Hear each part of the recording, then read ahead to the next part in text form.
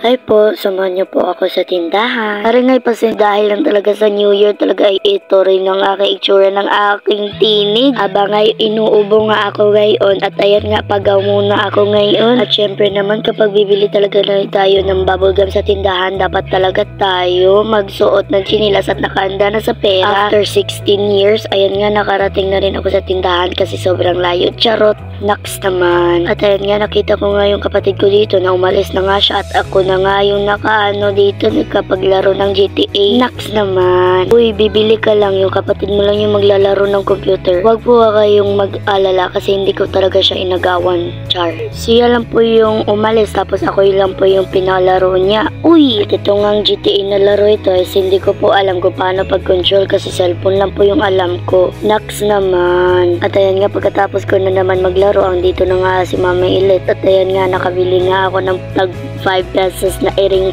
ating yaki. Uy, hindi yaki na ew ha, char. At ayan nga, nagbayad nga ako ng 5 pesos tapos 3 yung binigay sa akin. Kasi sobrang mahal na daw today ng mga bubblegum at saka yung mga pagkain. At ayan nga, kumain na rin ako ng bonggang-bongga. Ayan nga, napasayo-sayo pa ako sa kanyang kaasluman, charot. Amoy asim ka kasi, charot. At ayan nga, ipangkadalawa ko pa tong kain at yung isa nga ay binigay ko na nga kay Bernabe. Kasi nanghihingi ka siya sa akin kasi wala siyang pera. Edi naks naman. Hindi ko talaga mapigilan ang kaasim ko. Ay, charot. Sobrang asim pa ng mukha ko. Sobrang asim pa ng kinain ko. Uy, wag mo ganyan ang sarili mo. Bad yan. Mapasayo pa nga tayo ng danggaragong zanggaragong charot. At andito na nga ako sa bahay. Uy, late ka na mag-jump. Charot. Magsha-shoutout muna ako. Shoutout kay Karen Claire, Alip Ote Pierre, Easter Grand Floor, Enrico Grand Floor, Junily Pitpito, Vilmar Bacong, Gwen Stephanie Pila Bacong, Alia Shane, Eliza, Maddie Ace, Alma Padayo, Jimil Padayo, Lauren Shah, Velma A. Manigos. At yun lang po ang aking maisha-shoutout ngayon.